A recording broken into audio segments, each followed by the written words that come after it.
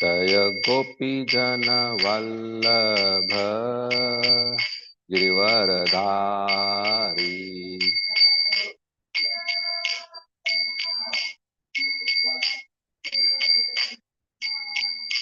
जय गोपी जन वल्लभ गिरिवरधारी।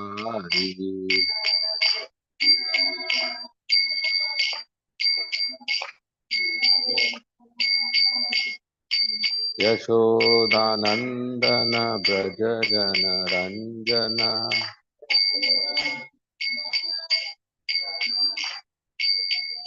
यशोदानंदन ब्रज जन रंजन।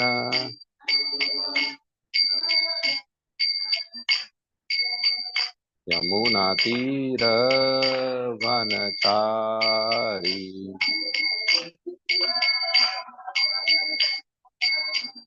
यमुना तीर वनचारी।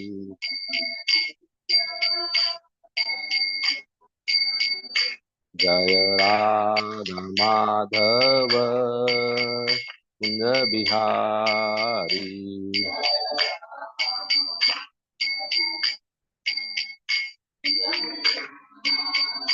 जय राधा माधव कुंज बिहारी।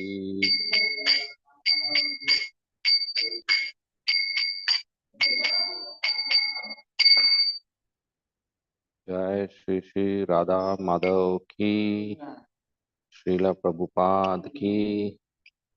ओम नमो भगवते वासुदेवाय।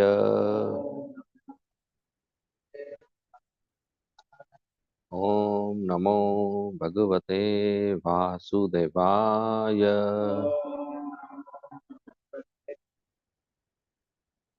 ओम नमो भगवते वासुदेवाय।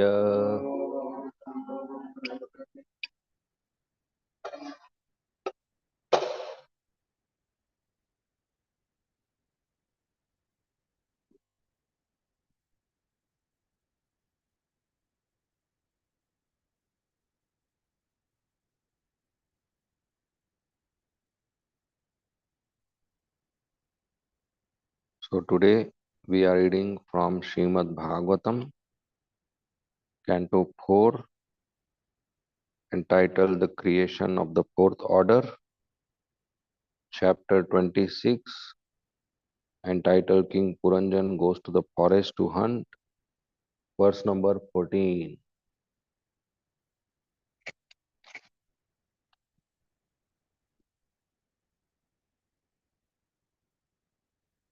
अंतपुरस्त्रियो अपृच्छद विमना इव वेदिशद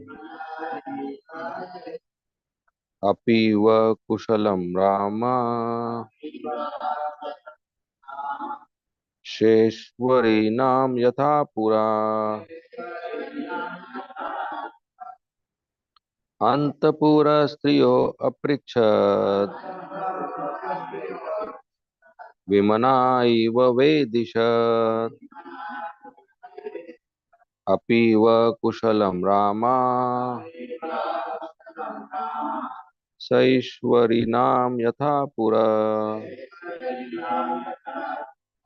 अंतपुरस्त्रियो पृच्छद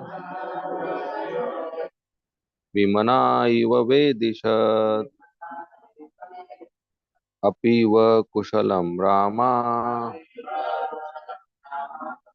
सैश्वरीनां यथा पुरा।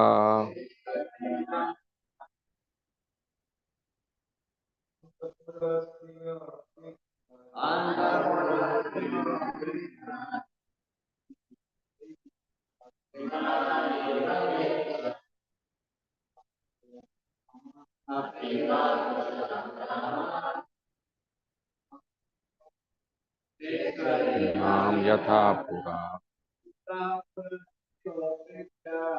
अंतपुरस्त्रियो पृच्छद विमना इव वेदिशद अपि वा कुशलं रामा सैश्वरीणां यथा पुरा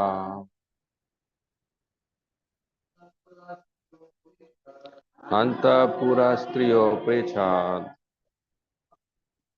विमना इव वेदिशात् अपि वा कुशलं रामा सैश्वरीणां यथा पुरा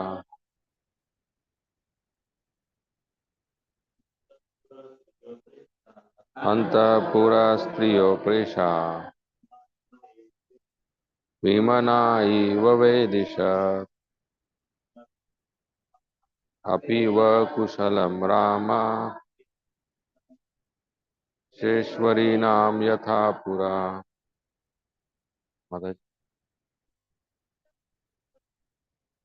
अंतःपुरा स्त्रियो प्रेषात् भीमना इव वेदिशत्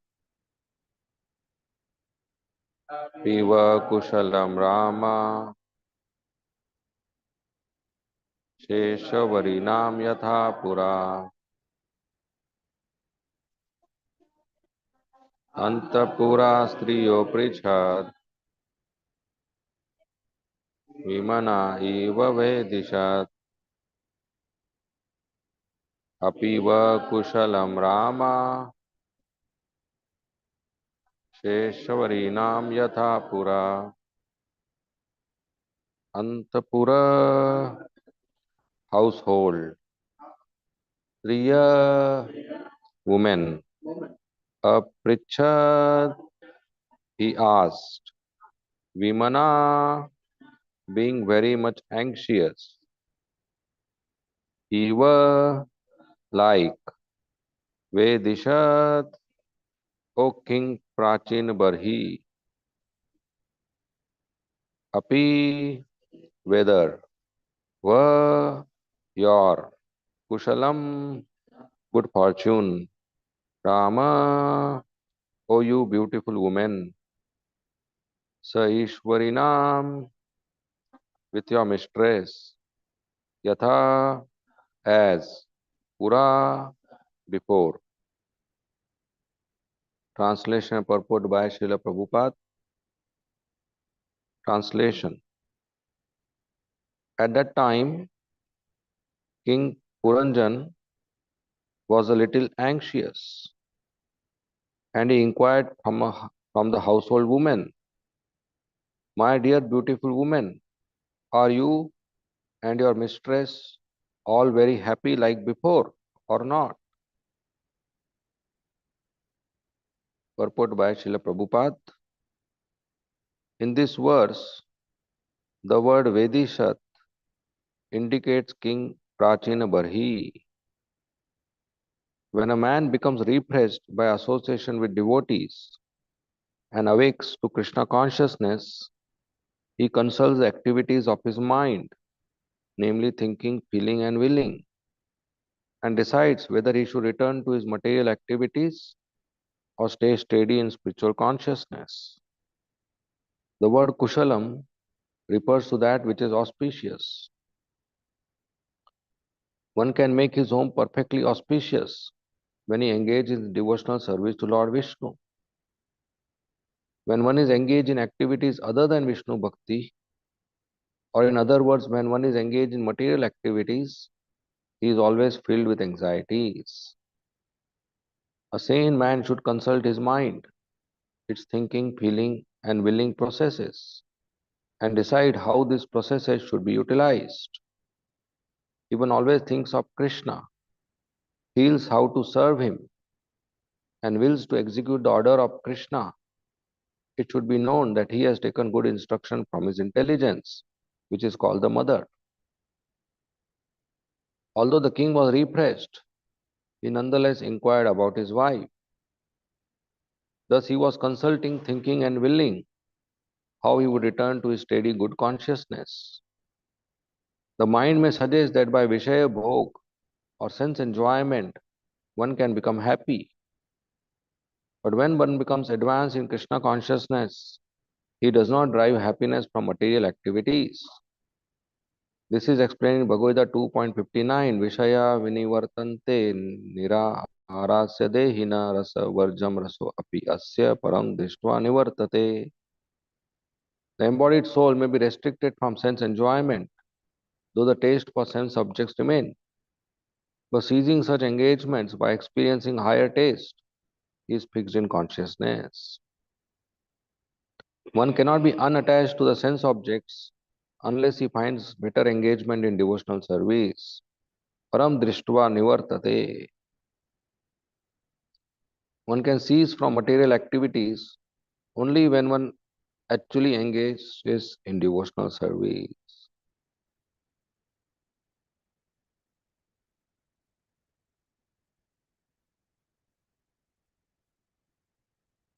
ॐ अज्ञानतिमिरन्धस्य ज्ञानाञ्जनशलाकय चाक्षु उन्मिलितं येन तस्मै श्रीगुरवे नमः। नमः ॐ विष्णुपदाय कृष्णप्रेष्ठाय भूतले श्रीमते भक्तिवेदांत स्वामी इति नामिने। नामस्ते सारस्वती देवे गौरवाणी प्रचारिणे निर्विशेष शून्यवादी पाश्चात्य देशतारिणे। जय श्री कृष्ण चैतन्य प्रभु नित्यानंद श्री अद्वैत गदाधर श्रीवासादि गौर भक्त वृंद। हरे कृष्णा कृष्णा कृष्णा हरे हरे, हरे Ram Ram Ram Hare Hare.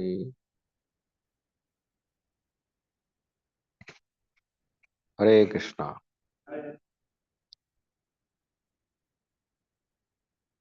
So since last few verses we are discussing the story of Puranjan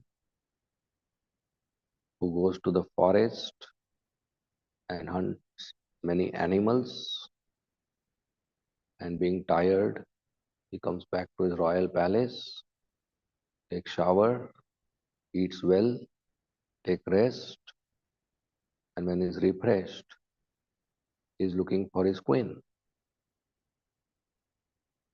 And figuratively this explains the story of a living entity who goes for sense enjoyment, tries to come in contact with material sense objects and perform sinful activities. But when he comes in contact with his conscience or the devotees, he realizes his mistake and he practices bhakti. He gets purified and he has prasadam and clears his consciousness. But a neophyte devotee can again fall down because of bad association or bad habits or weakness or doing sense gratification in the name of honoring prasadam or in the name of doing devotional activity. So one has to be very careful. So here the verse is being explained by Srila Prabhupada as a situation of a devotee who is in dilemma whether I should now do some sense gratification or I should just steadily continue bhakti. And this dilemma happens with everybody who has not developed higher taste. Originally, this individual soul, part and parcel of Krishna, is pure, Satchit Ananda, eternal, full of knowledge, and always full of bliss, full of happiness. But when, by some miscalculation, the soul becomes conditioned, comes to the material world, falls down to Auckland, then he tries to satisfy his senses. So the first neighbor of the soul in the material world is false ego. And the false ego gives false identity to the soul. Ego means identity, I.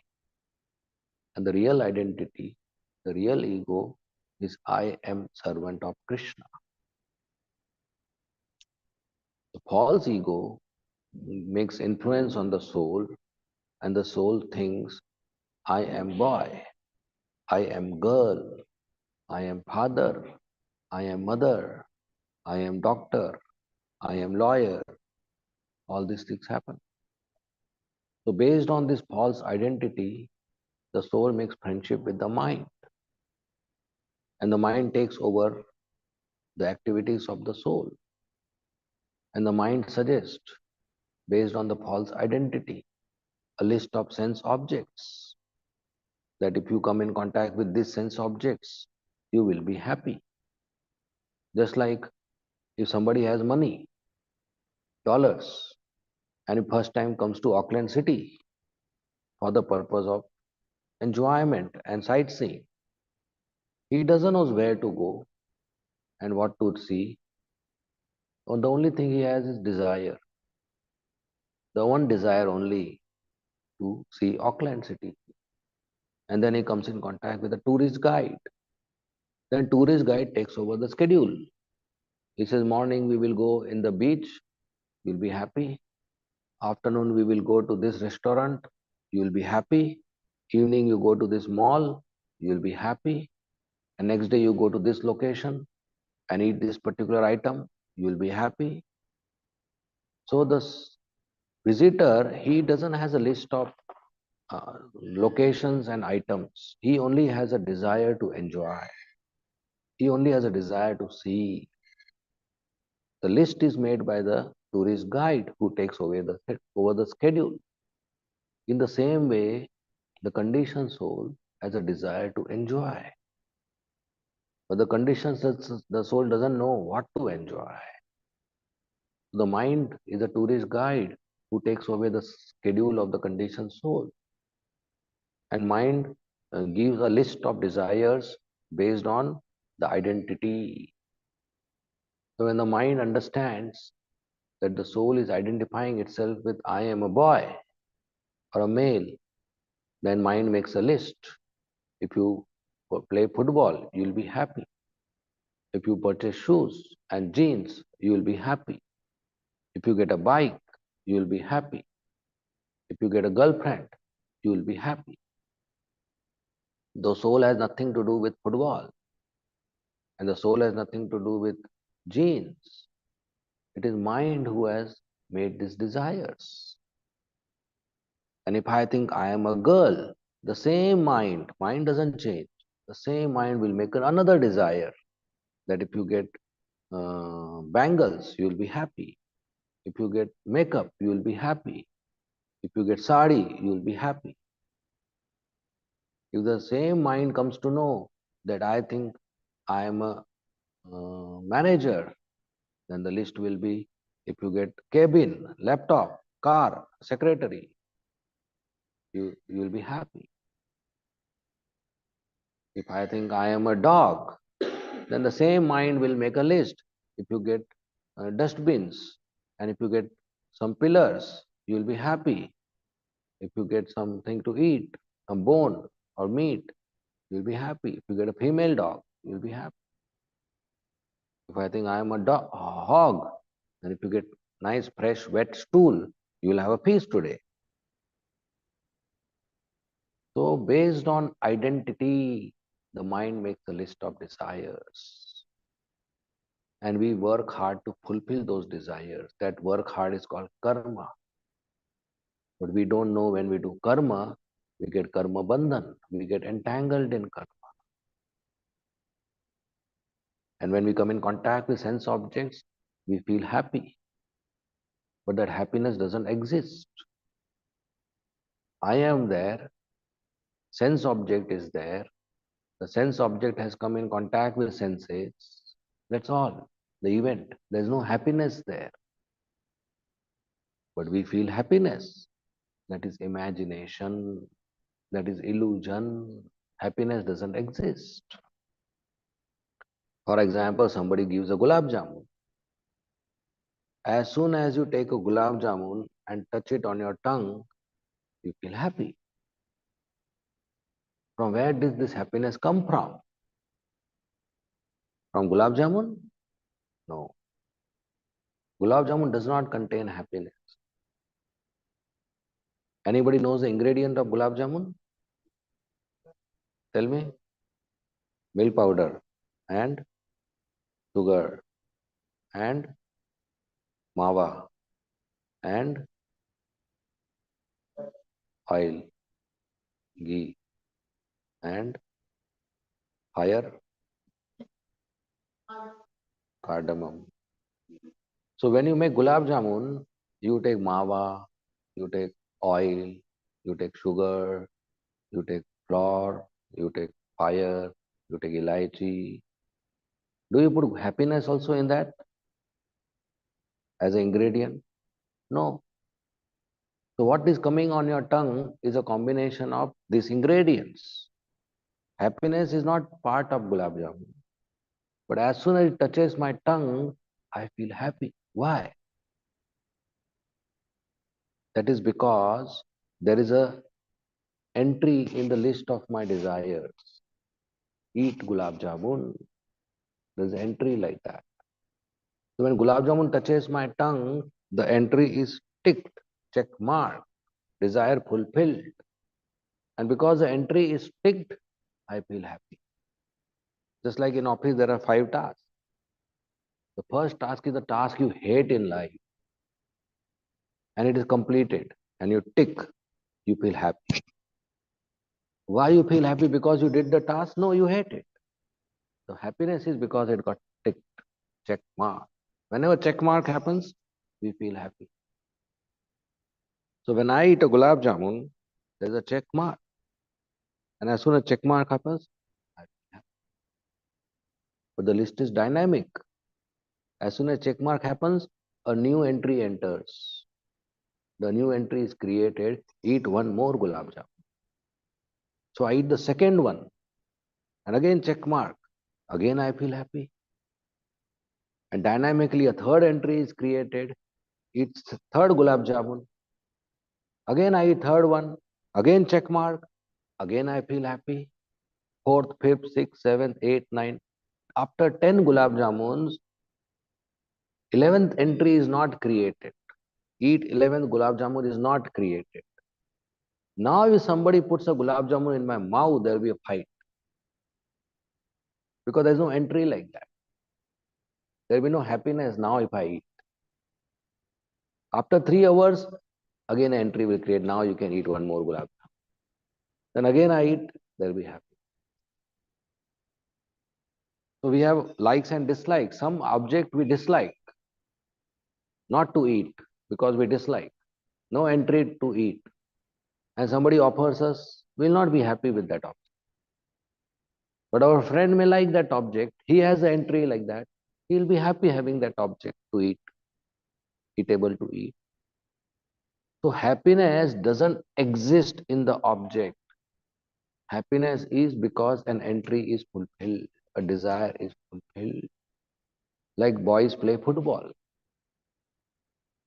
So they kick a ball for 1 2 hour to make sure it reaches on particular location in the net. If I kick the ball and it goes in the net, I'll be happy. If it goes 1 millimeter outside the net, 1 centimeter outside the net, I will not be happy. Now you tell me who gets any tangible benefit in life by kicking a ball at a particular location? Nobody. Then why there is happiness? Because there's entry in the list. The entry says, if I kick a ball in this net, I'll be happy. If I kick a ball in that net, I will not be happy. It is a list. It is an entry in the list. And when entry is fulfilled, I am happy. Otherwise, there is no tangible benefit. Two teams are playing, two countries. I identify with this team. So there's an entry. If this team kicks ball in their net, I'll be happy. If this team also performs well and kicks in that net, that is also good sports, but I'll be not happy. Why? Because I am Indian, I am American, I am Australian, I am. So it is all the game of fulfilling desire. Otherwise, there is no tangible benefit. Purchase 20 balls and give one to everybody. He said, go home. Why are you fighting? Will they be happy having one ball? No. Or increase the size of the net. They will not be happy. Because if you increase the size of the net, there will be more opportunities and probability to kick the ball in the net. But there is no resistance, so they will not be happy. So happiness doesn't exist. Happiness is an illusion created when we check mark, when a desire is fulfilled. And when desire is unfulfilled, we are unhappy. How many desires are there in our list? Unlimited. How many get fulfilled? Very few. How many are unfulfilled? Too many. So too much unhappiness is there and very little happiness. We make shopping list, 5 objects. If I go to the shopping mall and I purchase these 5 objects, I'll be happy. And we do that every weekend. But that is not happy. Please understand, the very owner of the shop has 50,000 items in his shop and he is not happy having those. How will we be happy taking 5 out of 50,000? It doesn't work like that. So happiness and distress both are illusory, both are imagination. So there's list of desires, and we think if they are fulfilled, I'll be happy. It is all game, game of illusion. Now a person comes to Krishna consciousness. He follows 4 regulative principles. He stops doing sinful activities. He associates with devotees.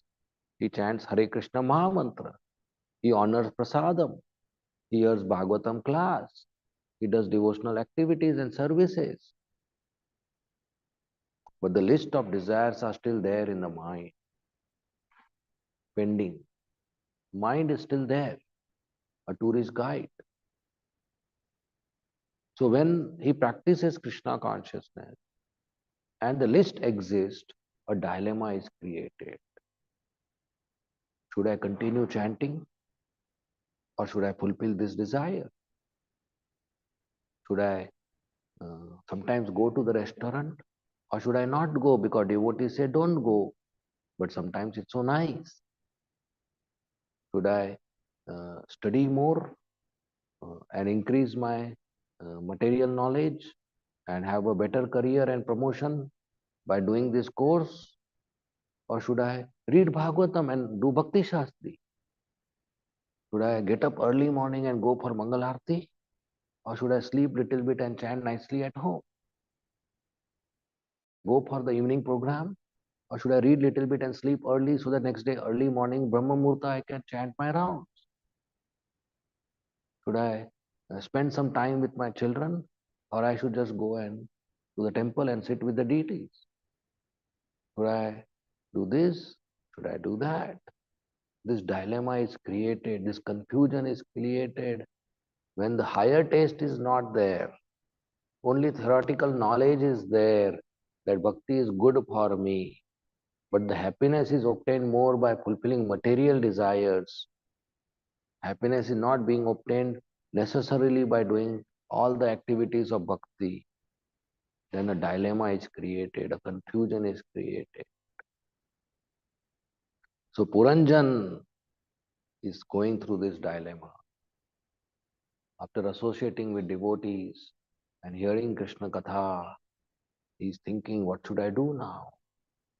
Should I enjoy my senses or should I practice more bhakti? Should I sleep now or read Krishna book more for half an hour? You know, so many dilemmas are created.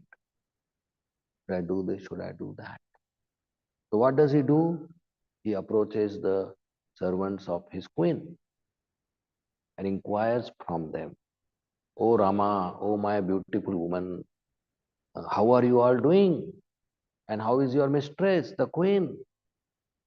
So the queen, as we discussed, the wife is good intelligence of husband, and the servants of the wife are here, performing the function of the mind. What is the function of the mind? The function of the mind is to think, is to feel, and is to will. Thinking, feeling, willing. So a person in dilemma should introspect, should go deep in his heart, and should ask questions. Why I want to do this particular activity? And whatever answer comes, we should ask question why to that answer. And whatever another new answer comes, we should ask why to that answer. And again, the answer comes, we should again ask why to that answer. We should keep asking why. That is called introspection. Till the end is either a material desire or a verse or instruction from Srimad Bhagavatam. If it is a verse, the end is verse or instruction from Srimad Bhagavatam, then we are pleasing Krishna. If it is a material desire, then we are not pleasing Krishna, we are doing some selfish activity. It may be even in Krishna consciousness. Why I am giving lecture? Because I am scheduled to speak. Why I am following the schedule? Because I have to obey my authorities. And why I have to obey my authorities? Because if they are pleased, then they will be happy with me. And why I want to please them? So that I get nice Rajbhog every day afternoon. You know, there is very big difference. Why I am giving lecture? Because I like to speak Bhagavatam. Why I like to speak Bhagavatam? Because I am a scholar and people don't know. If I speak Bhagavatam, they will come to know I am a great scholar. And once they know I am a scholar, they will appreciate me, they will respect me, they will pay me obeisances. Or under introspection, why I am giving lecture? Because I want to serve Krishna and devotees. And I want to purify myself. And I want to serve because that is my constitutional position. By doing sadhana, bhakti and serving, I get purified and go back to Krishna. Same activity, different introspective individual may have different answers. Why I like this service? Because that is my skill, or because by this service I can control resources or control people, or by this service I get name and fame, or by this service pleases Krishna. So introspection, and that introspection should be guided and honest. We can't be dishonest with ourselves. We can be dishonest with the whole world, but inside we can't be dishonest. So some confusions are there. We seek guidance in our introspection. So the king is consulting the servants of the queen. He is consulting his mind. What should I do? Uh, and the intelligence of the person, subuddhi, good intelligence, will guide the mind to serve Krishna. So the thinking, feeling, and willing process is used in the service of Krishna. The person thinks to serve Krishna. The person feels that I should serve Krishna. And the person has a will to obey the order of Krishna and spiritual master. So when this thinking, feeling, willing is used in the service of Krishna, that means the mind is purified. Otherwise, the mind always engages a person in sense gratification because mind is influenced by passion and ignorance. Vishaya bhog. The mind says, eat this, you will be happy. Do this, you will be happy. But a person should acquire higher taste. When higher taste is acquired and the mind talks about lower sense objects, the person can easily say no. But when higher taste is not acquired and person uh, can fall victim and weak to attraction of Maya. Sri Chaitanya Mahaprabhu very highly emphasized that a person should live a very simple life. And there is example of Sanatan Goswami, who was a prime minister. But finally, when he arrived at Chaitanya Mahaprabhu's place in Varanasi, he was like a beggar because he left everything, including money and clothes, and he hardly ate on the journey. And because he was actually as a prime minister, he is supposed to help the king, Nawab Hussain Shah, but he was sitting and reading Bhagavatam in the house. And Nawab Hussain Shah got upset with him and he put him in the jail. but he gave some bribe to the prisoner and told him, I'm going to pilgrimage. Uh, I'm a saintly person in my religion. Just like you go to Mecca, I am also going to meet my Guru, Chaitanya Mahaprabhu. So the jail keeper, he knew he's a prime minister and he had lots of money. He took the money and he left him. So on the way, his servant was carrying few gold coins. And when he came to know, he told him, I don't want this money, you go back. And alone he traveled the forest and he became diseased and his skin disease and all his skin was having wounds and he became very thin and unkempt and he had a big beard and he met his brother-in-law on the way, Shrikant. And Shrikant told you, why don't you come home and take rest and eat well? He said, no, I want to meet Chaitanya Mahaprabhu in Varanasi. So Shrikant wanted to offer him something. So Shrikant had a very nice shawl, blanket. So he said, at least you keep this, it is so chilly in the morning. So he kept the blanket with him and he went to meet Chaitanya Mahaprabhu in Varanasi. But he didn't went inside the room. He just sat outside the house. He didn't even inform that I have come because he was feeling very humble and impure that how can I go to see Chaitanya Mahaprabhu. And Chaitanya Mahaprabhu was having prasad.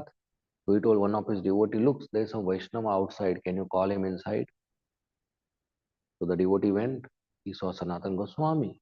He didn't identify him as a Vaishnava because there was no tilak and nothing. So he said, there is no Vaishnava inside, outside. Chaitanya said, somebody is outside? He said, yes, some Muslim beggar is outside. He said, call him. And he came and Chaitanya Mahaprabhu embraced him. And all the devotees were surprised. Chaitanya Mahaprabhu is embracing a Muslim beggar.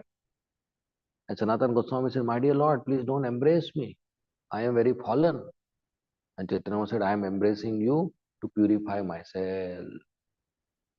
That is Chaitanya Mahaprabhu's appreciation for Sanatan Goswami. So Chaitanya Mahaprabhu told the devotees, let him go and take bath and feed him prasad and give him dhoti. So Tapan Mishra took him, he took bath, and Tapan Mishra gave him new dhoti. He said, no, I don't want new dhoti. You give me old dhoti.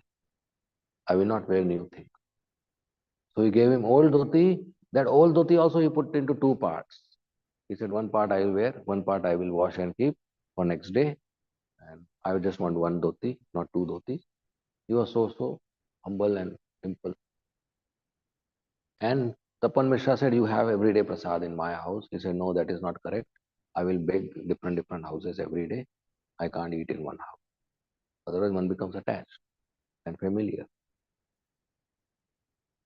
And he daily met Chaitanya Mahaprabhu. Chaitanya Mahaprabhu was very happy that he took old cloth rather than new cloth and he tear it into two and he's eating prasadam as madhukari, begging food in different places. But Chaitanya Mahaprabhu always eyed the blanket on his shoulder, which was a new blanket. But Chaitanya didn't tell him anything.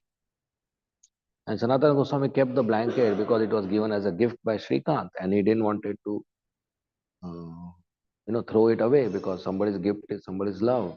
It's not good to dishonor it. But Sanatana Goswami in few days understood Chaitanya Mahaprabhu is eyeing my blanket. So Sanatana Goswami went on the ghat of the river and he saw an old beggar washing his old torn blanket. He told, my dear sir, can you give me your old blanket? I'll give you my new blanket. The old beggar said, why are you joking with me? Nobody does that. He said, no, I am serious. And he gave his new blanket and took an old and torn blanket. So after next day he met Chaitanya Mahaprabhu. Chaitanya Mahaprabhu saw the old blanket and he told, Sanatan, what happened to your new blanket? He said, Mahaprabhu, I traded it with a beggar on the river. I gave him my new blanket and I took the old blanket. Chaitanya said, I am very happy with you. A person in renounced order should not use luxurious stuff, should not try to increase his sense enjoyment and opulence. Even Rupa Goswami and Anupam, they were ministers. So they left everything and they came to Vrindavan and they stayed under a tree and they would stay under a different tree every day so that they don't get attached to the tree also that this is my tree. So that is simple living, high thinking. Why they are able to do that? Because they have higher taste. When we have higher taste, we can leave the sense object. When we don't have higher taste, it is very difficult to leave the sense objects. But this renunciation of sense object is very essential principle in Chaitanya Mahaprabhu's philosophy. Okay, as grahasthas or as city people, we may have some house, car, and other amenities. We should use them in the service of Krishna. We should understand this house belongs to Thakurji. He is the owner and I am the servant. We should have a beautiful deity or photo of the Lord, and He is the owner and we should worship Him. And whatever we cook, we should offer Him. And sometimes we should invite sadhus and devotees in the house and feed them. And whatever objects, amenities we have, we should use it in the service of Krishna. And whatever we are surviving on the sense objects and maintaining the body, that body should be completely used in the service of Krishna. And once we have higher taste, we are not attached to lower taste. We discussed that the five attachments, unless we are attached to a devotee of Krishna, unless we are attached to the holy name of Krishna, unless we are attached to hearing Bhagavatam, these attachments, material attachments will remain, and then it will be difficult to cross over the material ocean. So we should increase our attachment to Krishna.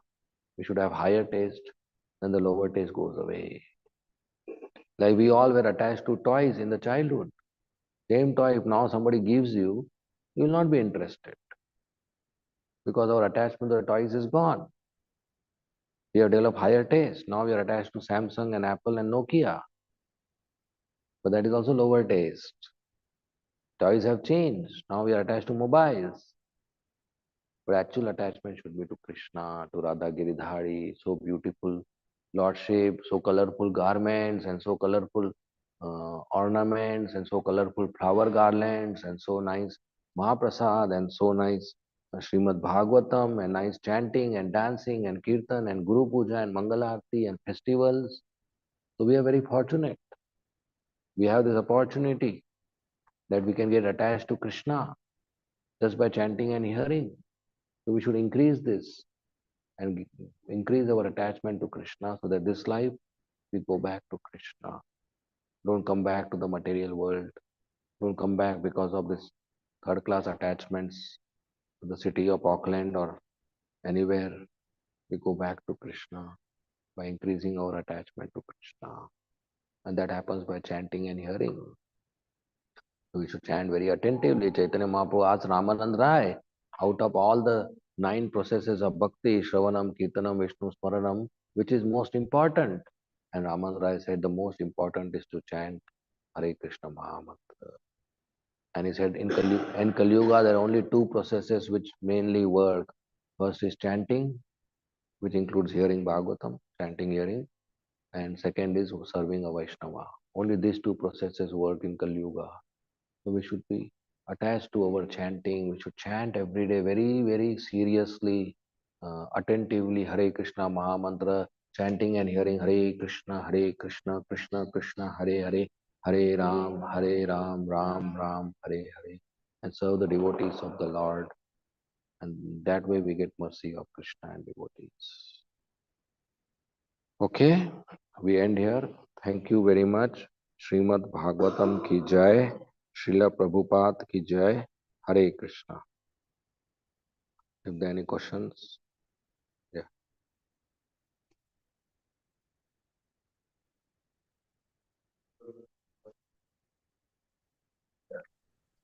Seeking guidance. Do you mind elaborating a little bit? Seeking guidance, introspection. How does that? Yeah. So when we are introspecting, sometimes the mind can be tricky and we do not have appropriate conclusions and we do not have appropriate decisions.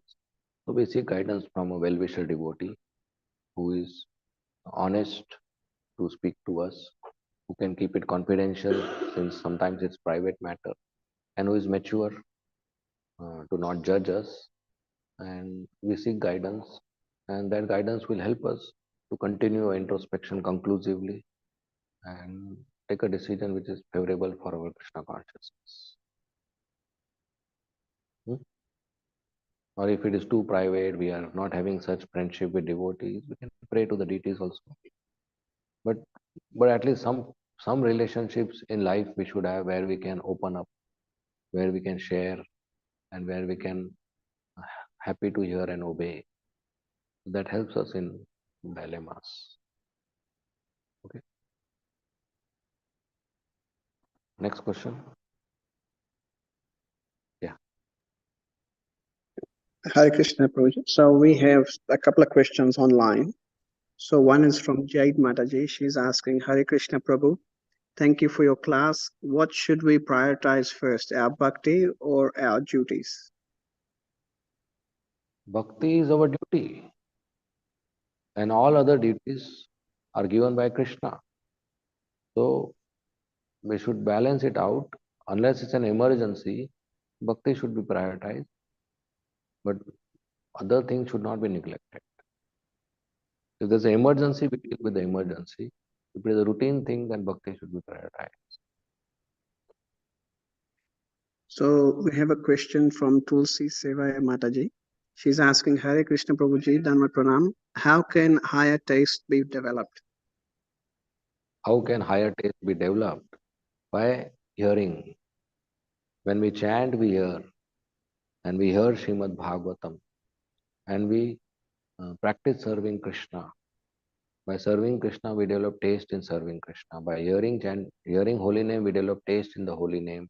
By hearing Bhagavatam, we develop taste in the Bhagavatam. Such by keep doing it, keep practicing it, we develop higher taste. Thank you, Prabhuji. So I have a question, Prabhuji.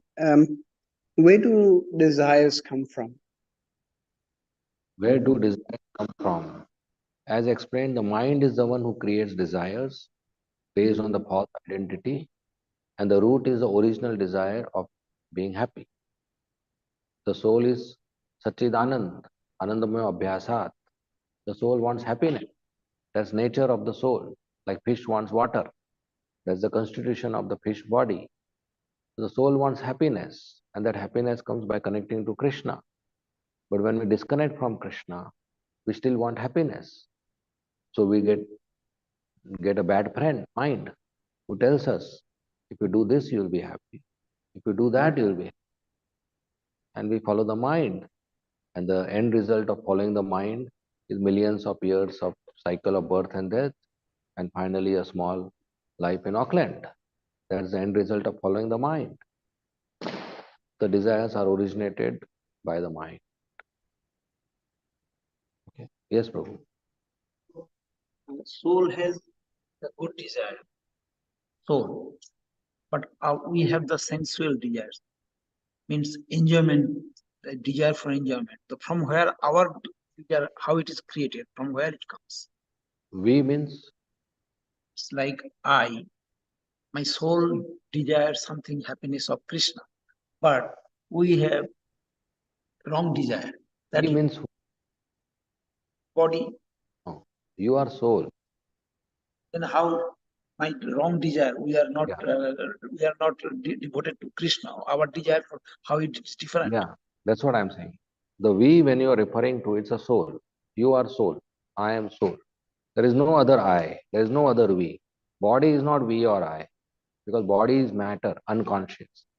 The I, the word I, is only for the soul, not for the mind, not for the intelligence, not for the body, because I is identity. And identity is only of the soul, conscious living entity. Matter doesn't has I. Matter doesn't has identity. The body cannot say I. I am soul, and I am supposed to purely serve Krishna. But when I come to the material modes, that same I becomes false, and the mind becomes friend. And that I, who has desire to serve Krishna, because of perversion, because of contamination, becomes develops many desires of material sense gratification. So the soul is the consciousness of the soul is contaminated, material mode. So in under the influence of material modes, we have wrong desires, right? So it's our desire only. Mind has overpowered us.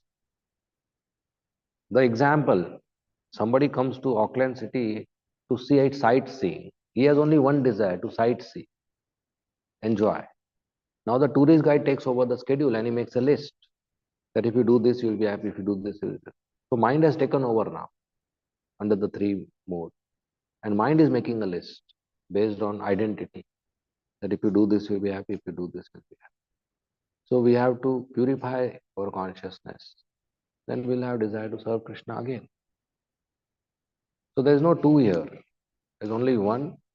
It's contaminate. No, there's only one soul. One is super soul. Yeah, super soul is there. One is individual soul. Yes. So Desires are of the individual soul overpowered by the mind. Suppose I have a desire to eat samosa. The soul has nothing to do with samosa. It doesn't know the concept of samosa. The mind has taken over that if you eat samosa, you'll be happy. Okay? Our mind. our means that is soul's mind. Yeah, soul's mind. Soul's mind is when the soul comes to the material world, it gets a body. Because the soul cannot perform in the material world without a material body. So now when the soul gets a body, it becomes conditioned and it follows the desires of the mind. If the soul leaves the body, there are no desires. The body doesn't have desire. The soul leaves the body. It's only in the presence of the soul this is possible. So we have given up our actual performance in constitutional position and we have made friendship with a bad mind who has created all these desires and we are chasing those desires. You're with it. You're okay? Yeah. So the soul has a spiritual mind, but now it is covered. And because of the covering, there's contamination. And because of the contamination, we have perverted desires. And we are fulfilling those. So it's all an illusion. So this mind and intelligence, does it belong to soul? In it's related to the soul in the conditional life. Originally not. But now because we have come here, the answer is yes. So in conditional life, the answer is yes. For example, there is a rope in the room, but you perceive it as a snake and you have fear. And now you have a desire to take a stick and beat it. But it has no value because there is no snake. It's an illusion, right? So all the desires are based on illusion. It has no meaning. Okay? Yes.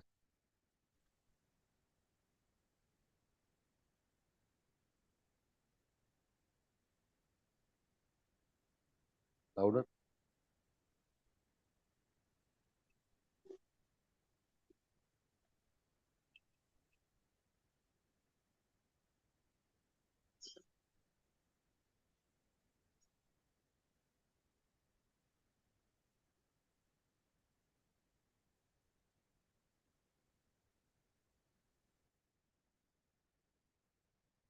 Okay, the question is at what age of the kids the parent should let go and say, okay, this is your life, you manage, I have to do devotional service.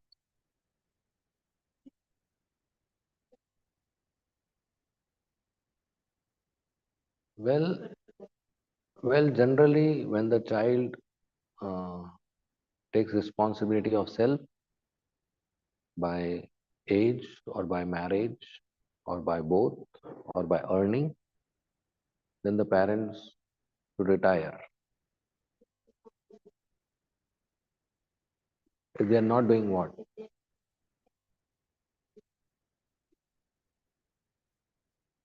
No, they are self, no, they are dependent or they are not doing duties and dependence is different. If they are dependent, we should learn to make them independent. That you learn to cook yourself, you learn to eat yourself, you learn to work yourself. And once the parents train them to be responsible for themselves and they are ready to look after themselves, parents should stop earning, stop social life, stop interfering in their life, and increase their practice of Krishna consciousness. And every few weeks or months, they can check over and supervise if everything is okay. And if everything is okay, then they just reduce their interference and do their Krishna consciousness.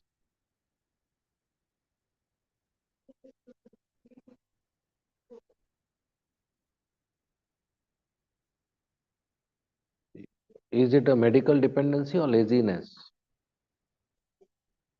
Then parents should have done it from childhood, very, very well knowing that at one point I have to retire.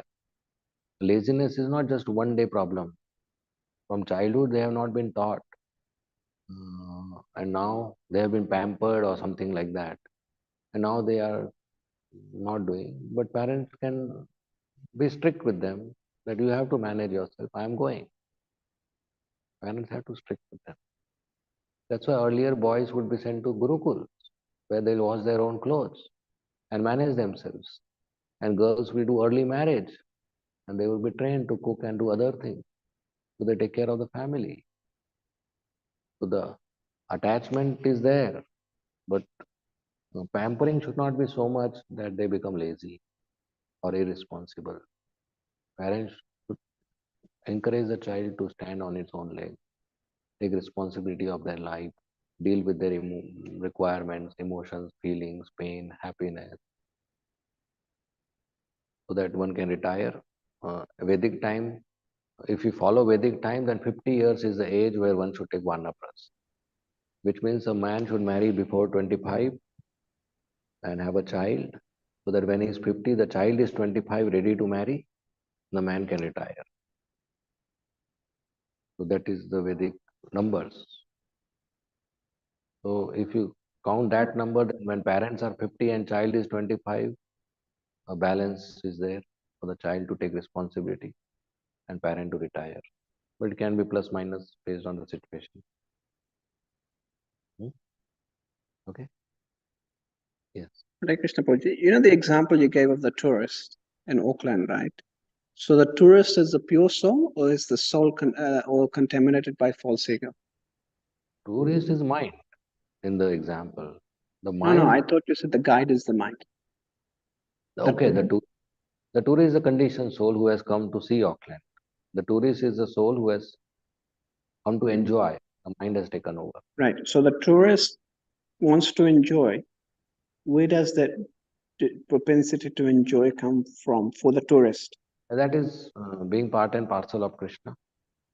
We want to be happy. We want to enjoy because Krishna wants to be happy and Krishna wants to be enjoy. And so, where is the false ego then? So the tourist is there, the guide is there, the guide is the mind. So the tourist is there. Who is the false ego? Tourist thinks that I am tourist coming in the Auckland city. He's servant of Krishna. So I see the pure soul wants to enjoy, and there's a natural way to enjoy is to serve Krishna. But why you coming to Auckland? Why you leaving your home? So when you leave your home from the spiritual world and come to material world, you want to enjoy separately from Krishna. So you hire a tourist guide. That is the mind. Right.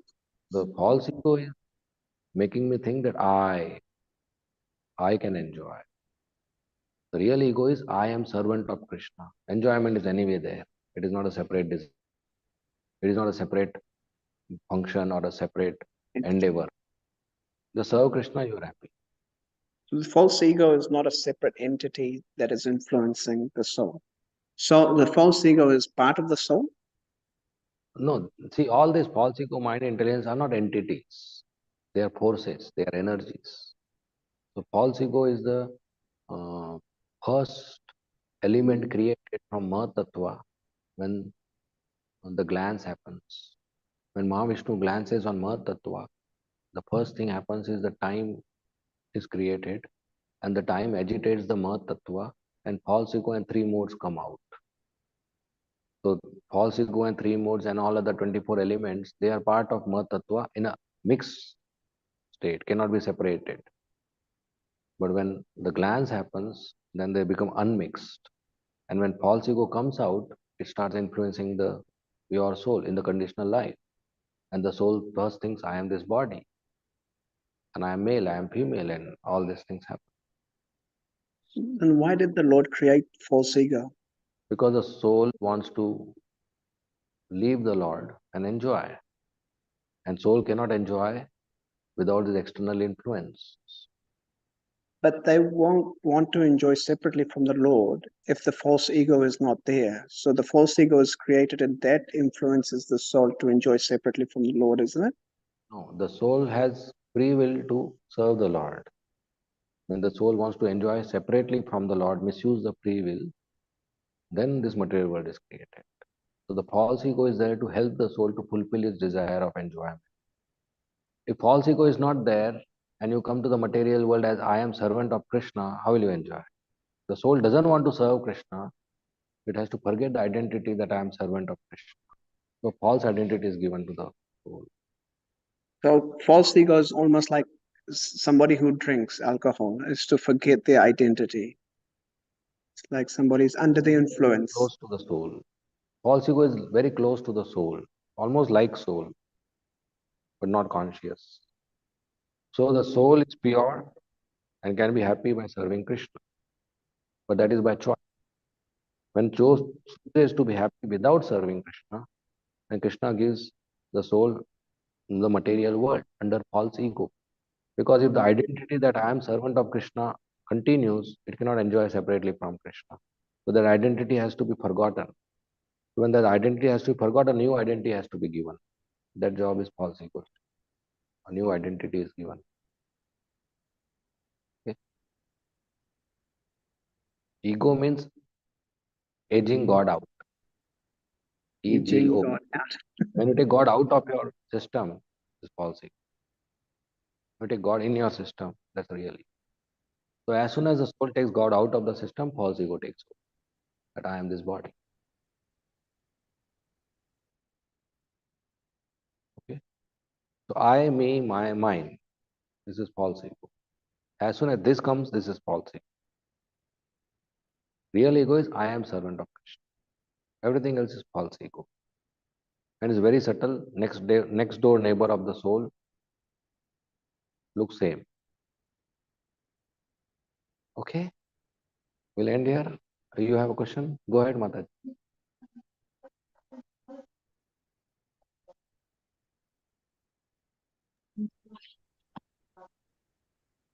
Yes. The question is the role of intelligence. We should be guided by intelligence. So there are three subtle elements: mind, intelligence, false ego. False ego gives false identity. Mind gives desire. Intelligence takes decision. So mind may say smoke cigarette, but intelligence has to decide whether to smoke cigarette or not. So intelligence is superior to the mind, but mind overpowers intelligence because of its strength. So a person who has bad habit of smoking cigarette, suppose a boy goes on the road and somewhere in the shop he sees a cigarette is displayed. So his eyes will tell him cigarette is available. And the eyes will tell the mind cigarette available. Then mind will give a desire, smoke cigarette. But mind doesn't have control over the hands and legs to smoke cigarette. So mind tells intelligence, its desire, let us smoke cigarette. Then there are two types of intelligence, good intelligence, bad intelligence. So good intelligence will say, we will not smoke cigarette. It is injurious to health. Is written on the packet also. So the mind doesn't leave because mind is stubborn. The mind tells the intelligence, look, we will smoke only one. One will not give cancer. 10 will give cancer. One is okay. The intelligence says, look, yesterday you told one and I had five. Do you remember? So we will not smoke. So mind says, look, last chance, gentleman's promise, only one. Today I will not take five, only one. And from tomorrow I will not tell you.